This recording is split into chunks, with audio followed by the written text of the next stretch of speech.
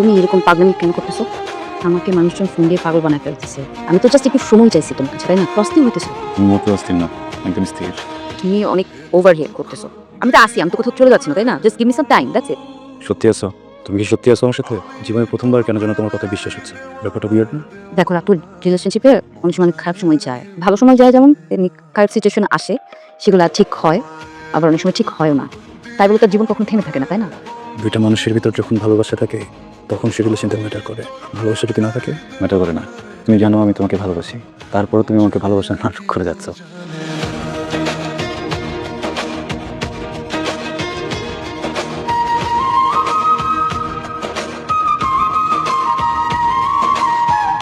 শুনতেছো? আমাকে যেতে হবে, দেরি হয়ে যাচ্ছে।